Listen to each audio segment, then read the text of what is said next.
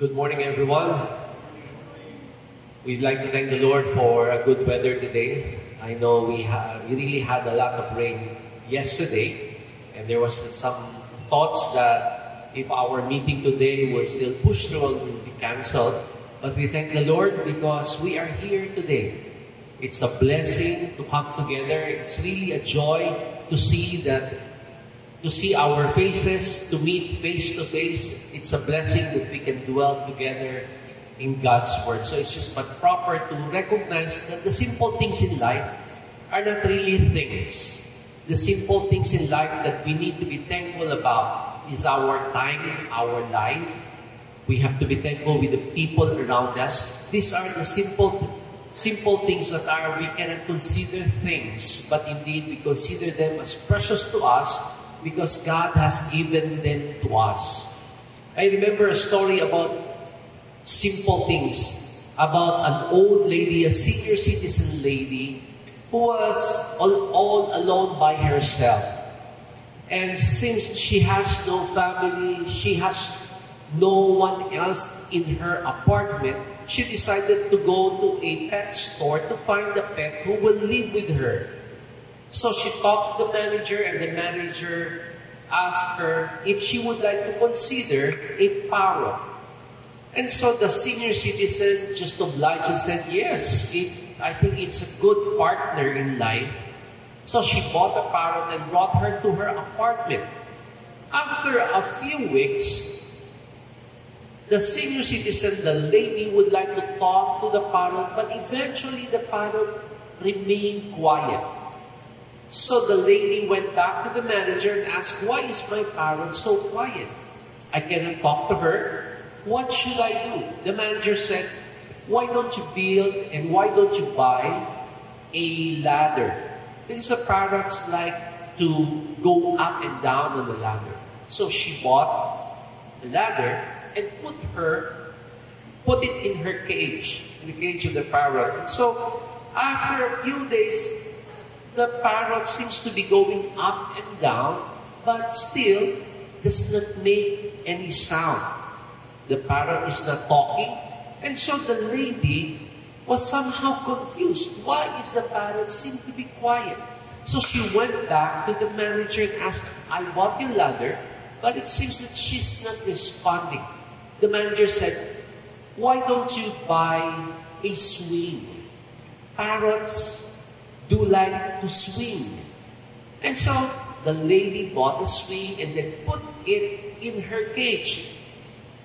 And in a few days, the parrot seems to like the swing going from sideways to sideways, but eventually the parrot is still not talking.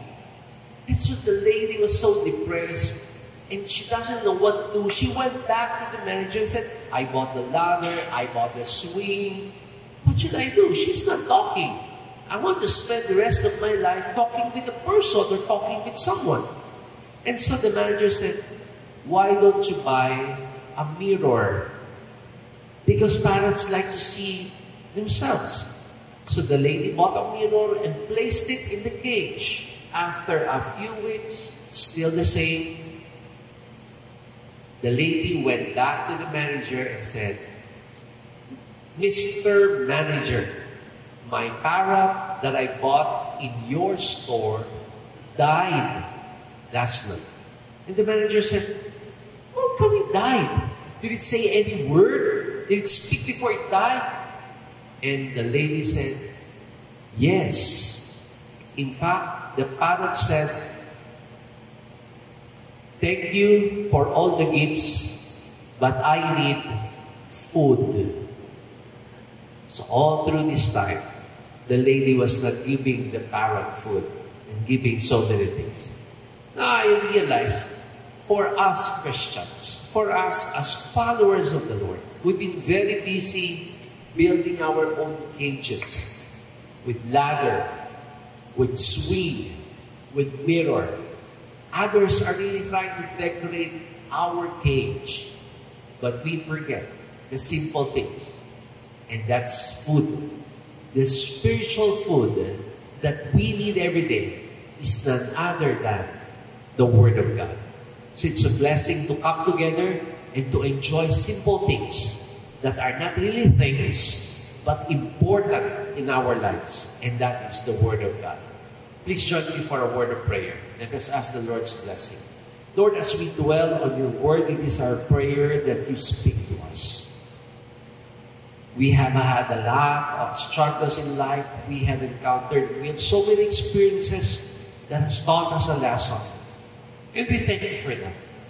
All throughout this time, we've been living our lives according to our own standards, according to what we desire. But we fail to realize that more than that, you have planned something for us that we can only accomplish if we will work hand in hand with you. And so as we dwell in your Word, we pray that you speak to us and that we incline our ears towards your message so that our lives will be changed according to your standard. Bless us. This is our prayer in Christ's name. Amen.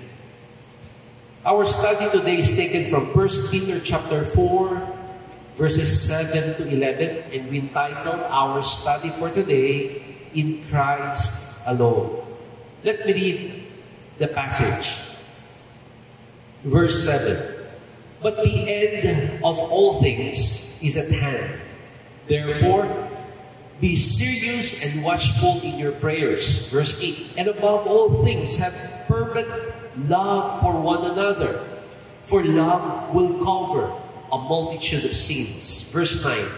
Be hospitable to one another without grumbling.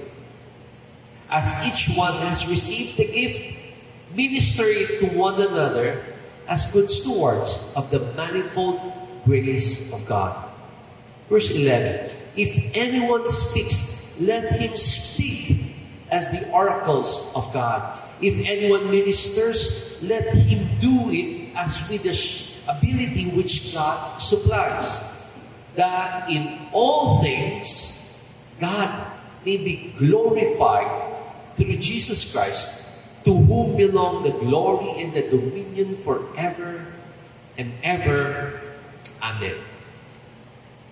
We'll see in these verses that the ultimate goal of all these things is found in verse 11, and that is, in all things God may be glorified through Jesus Christ. So, of all the things that we need to do, from verses 7 all the way to verse 10, the ultimate purpose of all these things is to give God the glory. Now, if you will go back, verses 7 all the way to verse 10 gives us an idea of how Christians should live their lives. And the ultimate purpose was on verse 11, and that is to give God the glory. Now, there are certain things that we need to understand why this was written. First, we need to understand that the starting words of verse 7 has something to do with the end. What will happen in the end of time? It says in verse 7, the end of all things is at hand. It means that we are drawing near to the end of life. And that is especially true for us Christians because the end of all time is to face Christ in heaven someday. Time will come where we will all go back to heaven. We will go to our everlasting and eternal abode, and that is in heaven. That is what is being referred here. The end of all things is when we face Christ in heaven. And then, while we are waiting on that special event, we need to realize that we have something to do. What are the things that we need to do? The first is on verse 7. While we are so busy with our lives, we need to wait for something that we will soon spend in heaven. In verse 7, we are encouraged to be watchful in prayer. Let me repeat that. We are encouraged to be watchful in prayer. It says there, verse 7, be serious and watchful in your prayers. How do we watch? How do we become watchful in our prayers? Prayer is not simply talking to God. Being watchful is being aware of how God accomplishes His answer to our prayers. How are we becoming sensitive to how God works in our prayers? When we receive a no from our prayers, do we say that God did not answer our prayers? That's simply because we are not being watchful. When we receive a no in our prayers, it simply means God has answered our prayers, but not according to our favor. That's being watchful. And so when God answered our prayer, our response should be being grateful and thankful. It's a good thing that the Lord did not answer all my prayers according to what I want. Because if it happens, I will not be a pastor today. I will not be ministering the word to people. Because if God answered it according to my way, I might be somewhere else and I might be away from God. Being watchful is working and looking, watching how God accomplishes His way through us. And everything that we say, everything that we ask of the Lord will always be answered according to His way. But we must understand that there is a need for us to speak the word. There's a need for us to express what we want. It's just like the relationship between a son and a father. Even if the father loves the son, the father also expects that the son would come to him and ask for what he wants. We as fathers know already that we are to give everything that we need to give to our children. But it gives our relationship a deeper meaning when the Son speaks out. In the same way, our Father in heaven always listens to us. So it's important that we utter the words, speak the words, express ourselves. Because when we express ourselves, God listens to us with favor, and knowing that He is sovereign enough, He will accomplish it for our own good purpose. I remember this, 2 different prayers, but it's all prayer for God's healing intervention in 2 different people. The first prayer that I uttered and expressed to God was a prayer for a guy who was hit by a bus. He was rushed to the hospital, and the wife came to me asking for prayers. So I paid a visit, and then I prayed. Right there, when I saw him in the hospital, I knew already it will not last long. It was grabe. And then I prayed, I laid my hands on him, and I prayed. The following week, the wife texted me and said, "Pastor, thank you for your prayers. My husband was able to get up now, and he is improving a lot." And I was so shocked because the week that I saw him, it was really the worst. And I knew it would not last long. But it seemed that the Lord has answered my prayer. And I was so joyful that time. And I knew it was God who answered my prayer. It boosted my faith. The second prayer is in an old lady who was also rushed to the hospital.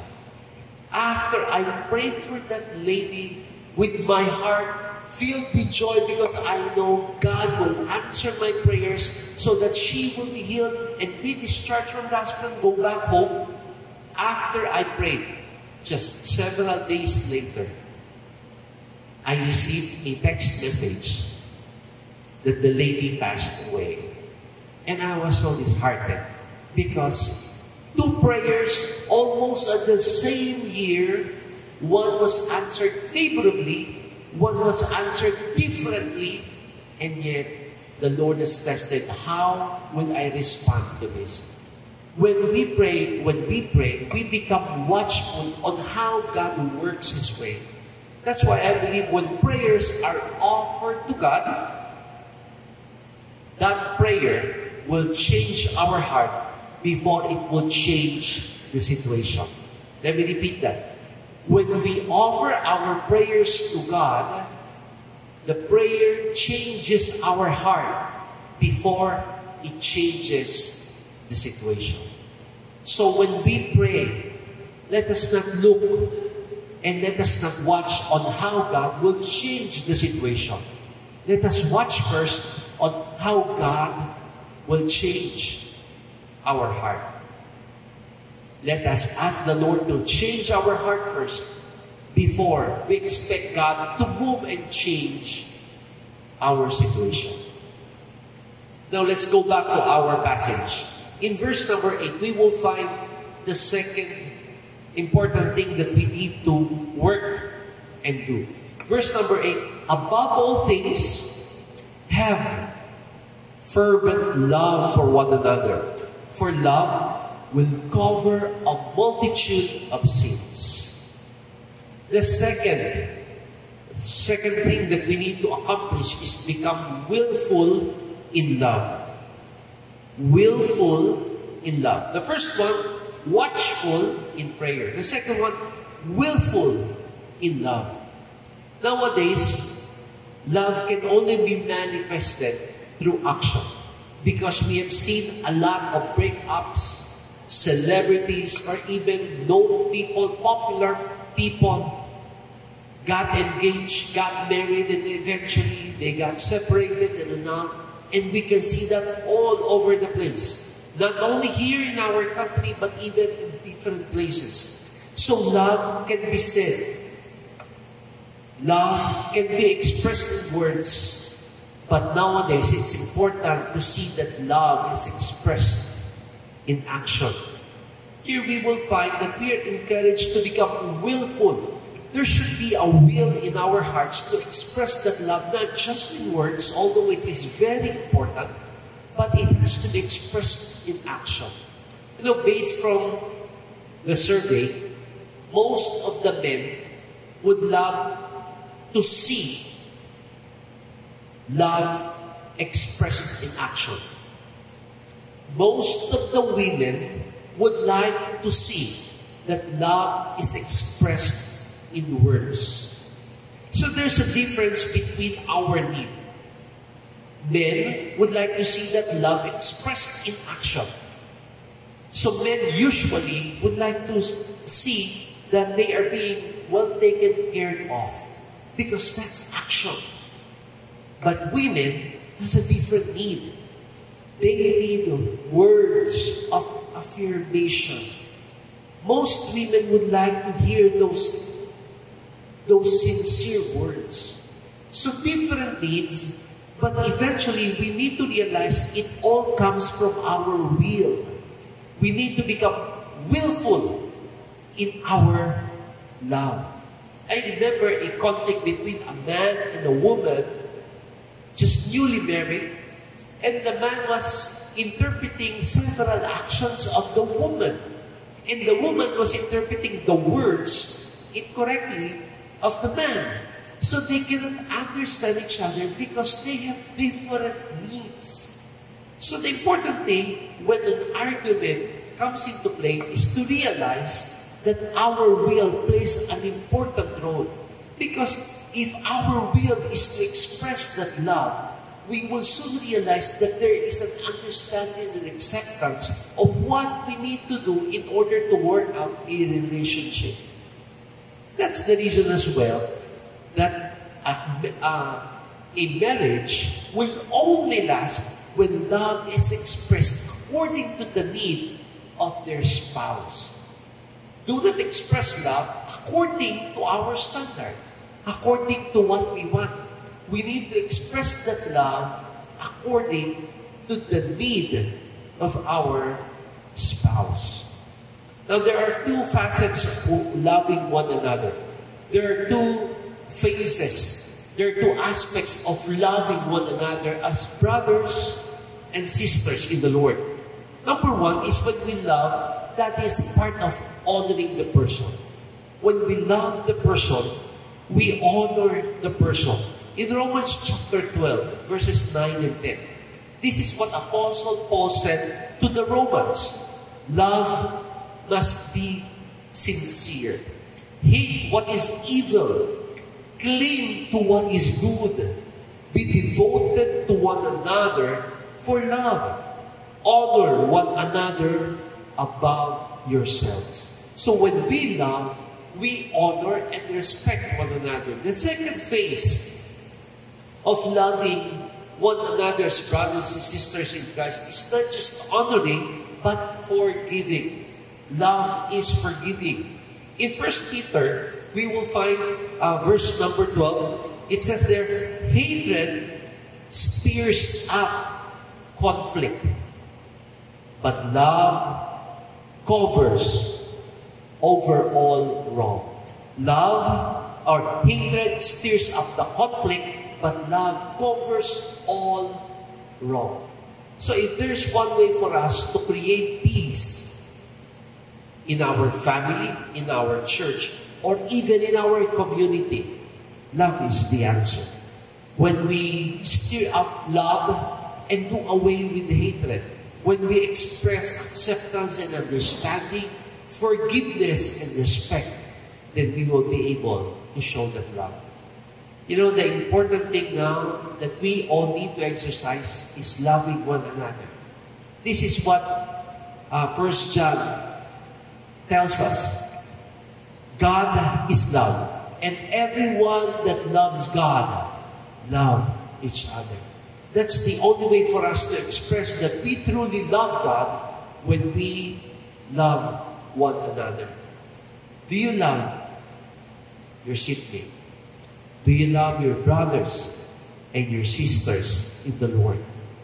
Do we love each other? How do we express that love towards each other? When we shake hands, are we really interested of knowing how the person is doing right now? Maybe the person that we're shaking hands are going through a struggle.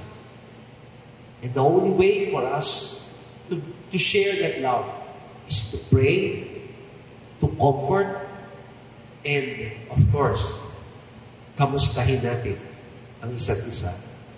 To know how are they doing. Again, watchful in prayer, willful in love. The third one is found in verse number 9. Let's go back to our passage. It says, be hospitable to one another without grumbling. Be hospitable to one another without grumbling. The third aspect that we need to exercise as Christians in Christ alone is to become warm. To become warm in our fellowship. To become warm in our fellowship. 1 Peter chapter 4 verse 9 says, when we become hospitable, we do it without grumbling.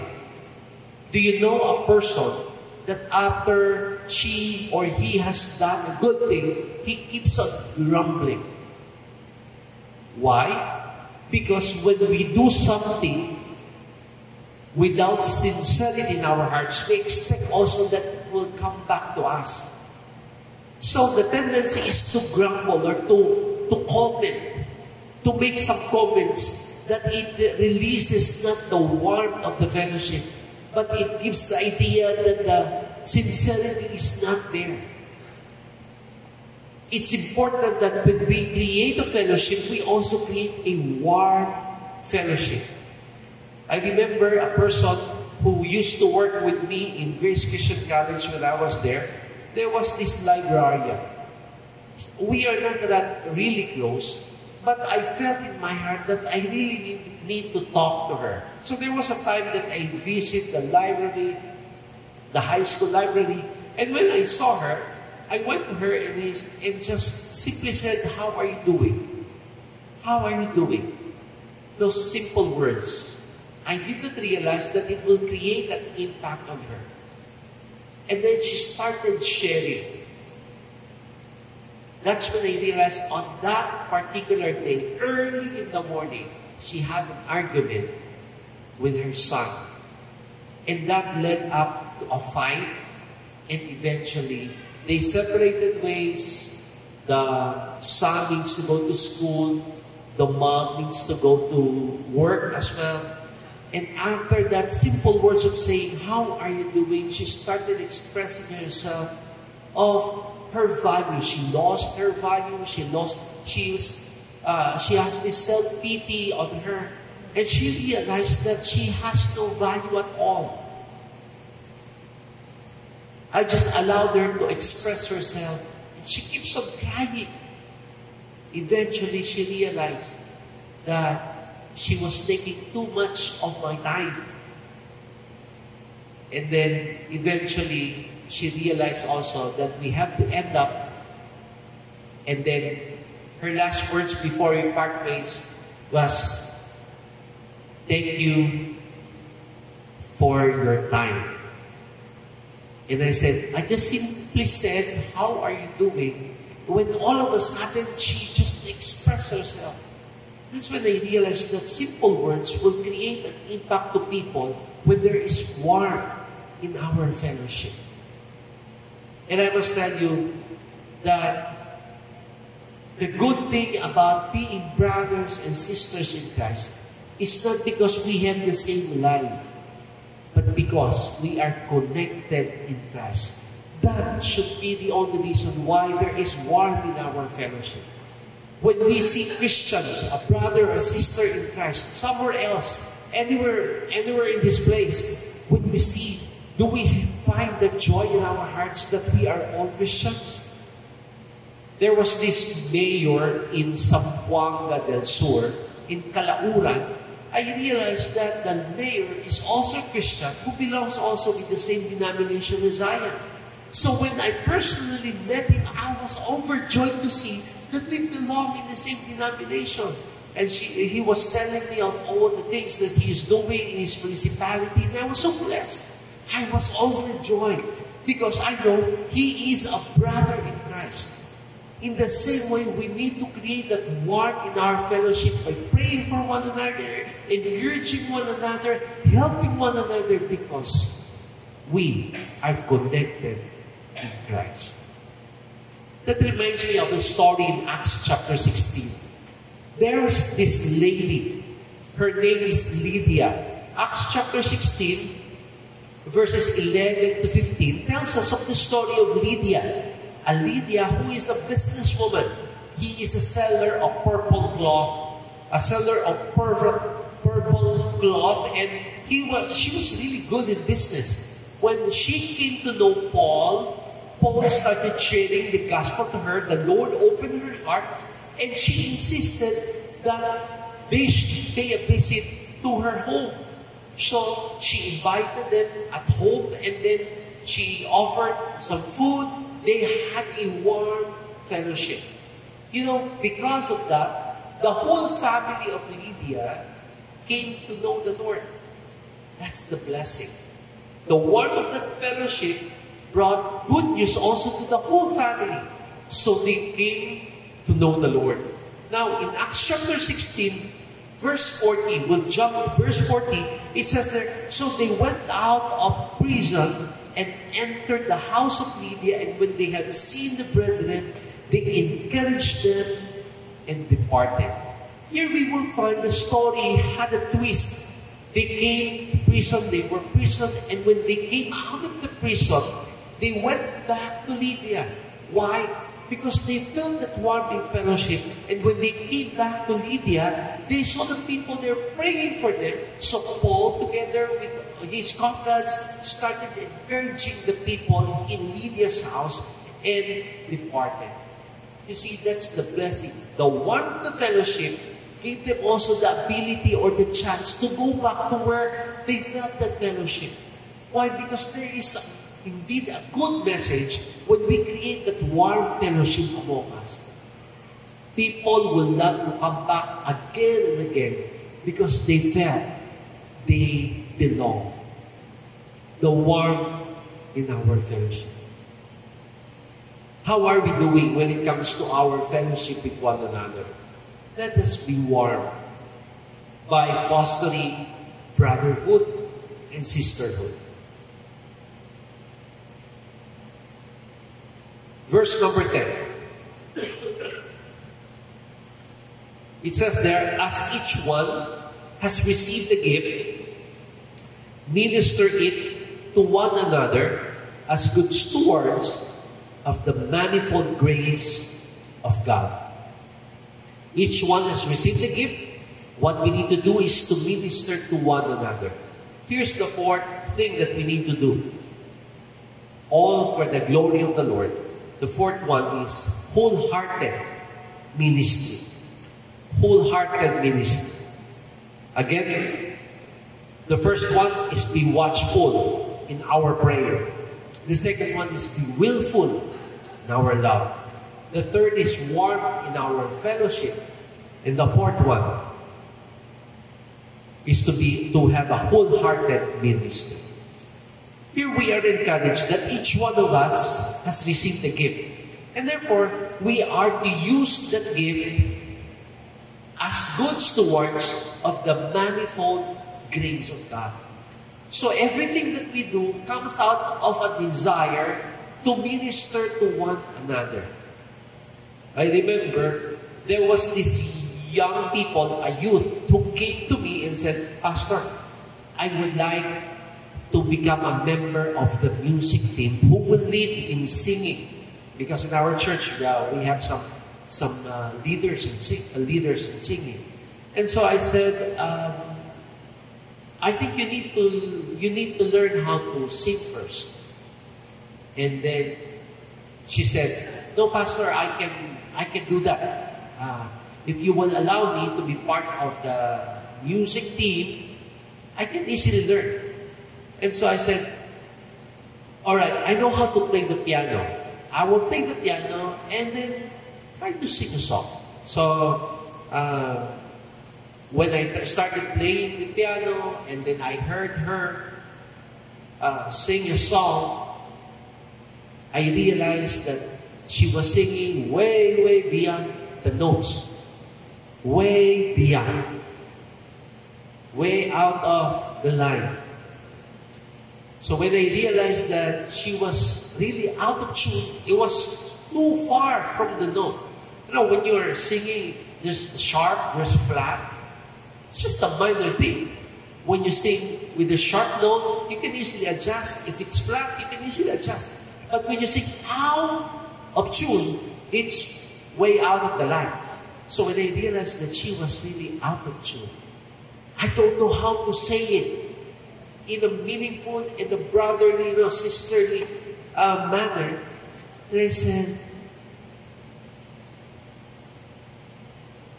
sister, I think and I believe in my heart that the Lord can mightily use you in the teaching ministry of our little children. Would you like to do that? And she realized that there is a meaning to what I'm saying. And so she said, okay, I will try teaching little kids. But maybe, Pastor, some other time I'll go back to the music. And I said, yeah, some other time we can work it out. And so she was so happy that there's a ministry for her. I believe all of us has a ministry. All of us are gifted. We may not all be musically inclined, gifted in music. We may not be all gifted in teaching or in preaching, but we all have gifts. And according here, our gifts should be wholehearted. What's wholehearted? It simply means as good stewards of the manifold grace of God, we are to give it and use it for others. That's why each one has received the gift, according to verse 10, minister it to one another. That's wholehearted. We minister to one another. So when we say minister, we do it not for the applause of men. We do not do it in order to gain something. We do it as a good steward of the manifold grace of God. So when we minister, do not expect anything in return. When we minister, we do it for the glory of the Lord and not for the applause of man. I heard this, a poem. Let me just read this. Job versus ministry. Let me read this to you. Some people have a job in the church. Others involve themselves in a ministry. What's the difference? If you're doing it just because no one else will, it's a job. If you are doing it to serve the Lord, it's a ministry. If you quit because somebody criticized you, it was a job. But if you keep on serving, it's a ministry. If you do it only if it does not interfere with your other activities, it's a job.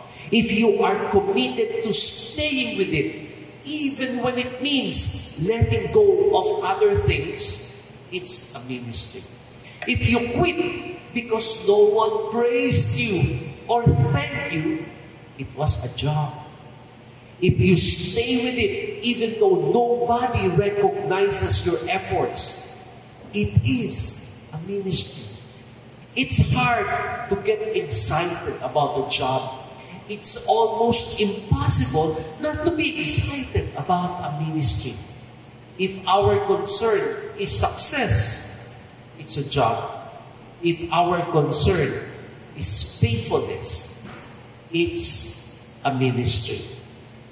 An average church is filled with people doing jobs. A great and growing church is filled with those who do the ministry. Let us become wholehearted in doing our ministry for the Lord. The last verse is in verse 11. It says, if anyone speaks, let him speak as the oracles of God. If anyone ministers, let him do it as with the ability which God supplies, that in all things God may be glorified through Jesus Christ, in whom belong the glory and the dominion forever and ever. Amen.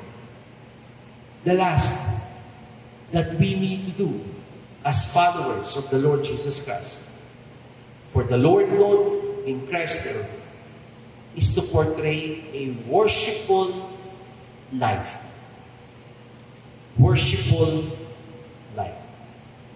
Again, the first one is watchful in prayer. Number 2, willful in love. Number 3, warmth in our fellowship. Number 4, wholehearted ministry. And the last is worshipful life. Here we will find in verse 11, everything that we do, all the ministries that we do, it says here that God in all things may be glorified. We give glory to God. That's why when we sing, we give glory to God. When we have communion, we give glory to God. When we listen to the message, we give glory to God. Why? Because these are all part of worship. Now the question is, can we also do worship when we are outside of the church? The answer is yes. Worship does not only come when we are inside the church, because worship is a lifestyle. A lifestyle of a follower of Christ. There is indeed some benefits of a life that is filled with worship. Because when we worship Christ, our words also give glory to God. Our actions give glory to God. Because when we align our will towards worshiping the Lord, everything that comes out becomes pleasing in His sight. I am a driver. I love driving, especially long distances. But when I drive here in Manila, especially in EDSA, I always lose my self-control. And so if I want to test my patience, I always drive in EDSA. And for many times, I always lose my self-control. When somebody overtakes me, I also overtake until there was like I know it will lead us to somewhere else if I will not control myself. And so this is how I control myself. I always remind that in everything I do, I portray Christ in my life. I always remind my mind, my emotions, I portray Christ in everything that I do. Even if the other car does not see my face, does not know me, I see to it that I will remind my mind and my emotions, my heart, I have Christ in me. And so everything that I do should be pleasing in His sight. So when there is a stimuli that will allow and arouse your anger, your irritability, you become irritated with things, with some employees who keeps on being absent in the office or in the workplace, or if there are situations that are beyond our control. Those are opportunities to portray how worshipful our life can be in the midst of things beyond our control. There is this associate pastor of radiology, University of Utah, in the School of Medicine. He conducted a survey, he conducted a study about those who are worshiping the Lord, listening to prayers or listening to messages, and then eventually praying. Does it really benefit our physical body? So, his name is Dr. Jeffrey Anderson. In 2016, November 29, 2016, he conducted a study among a group of people who are worshiping the Lord, meditating on God's Word, praying audibly aloud, and those who are worshiping, listening to music. And then he tried to put an MRI because he is a radiology professor in the University of Utah School of Medicine. He put everyone in an MRI and tried to encourage them to do what they need to do when they are worshiping the Lord. That means reading the Bible, listening to music, uttering words of prayer while in an MRI. And he found out this result. This is the result of the scan of MRI. An MRI scan shows regions of the brain that become active when devoutly religious study participants have a spiritual experience, including a reward center in the brain, the nucleus accumbens. If you will see his scan, it shows that our brain relaxes. And one of the many ways for us to know that the brain is relaxed, on the state of relax, is when it turns into color blue on the MRI scanner. It turns color blue. There are certain portions of the brain that turns to color blue. When the brain is not relaxed, it turns to color red. So Dr. Anderson put a scanner and he realized that a person who is relaxed is a person who conducts worshipful life. When we listen to music, godly music, when we listen to preaching, when we listen and when we read God's Word, there is a physical benefit that relaxes our brain and aligns our physical body to the will of the Lord. And this is science. This is what is proven by scientific method, that when we conduct and live a life of worship, it also benefits our physical body. So what do we need to do as brothers and sisters in Christ? While we wait for that blessed hope when we see Christ face to face in heaven, what do we need to do? We need to be watchful in our prayer. Be willful in our love. Be warm in our fellowship. Wholehearted in our ministry. And be worshipful as our lifestyle. Let's all bow our head for a word of prayer. Lord, we thank you because we know you are in our midst. You know what is in our hearts. You know what's in our mind. Lord, I pray for the people who are here right now and those who are with us virtually. Lord, I extend your blessing upon each and every one of us, for we know that we are nothing before you. We are just equal sinners. No one is above with anyone. We are just sinners before you, and we cannot brag about our goodness. We cannot brag about our past.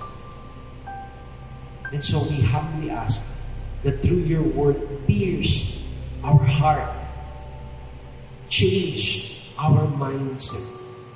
Help us to understand that in everything that we do, our ultimate goal is to give you the glory and the honor that you deserve, because you are the author of life. You are the bestower of grace. You are the enabler of your people. And so while we wait for the blessed hope, help us to do things for your glory and for your honor that will expand your kingdom where we are. That people will recognize you and make you popular and not our name.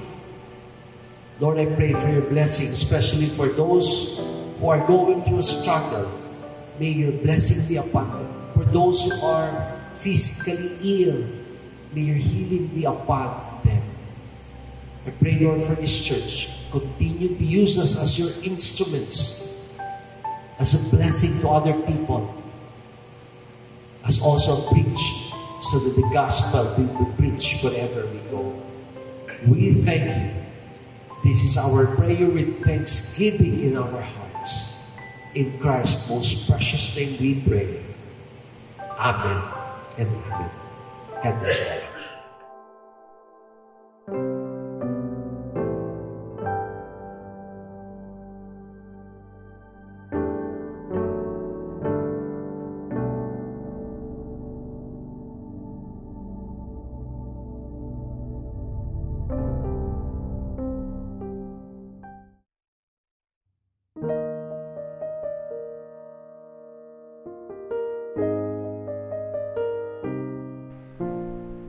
Let's sing this song and let's declare that Christ is our hope. In Christ alone, my hope is found. He is my light, my strength, my song, this cornerstone, this soul.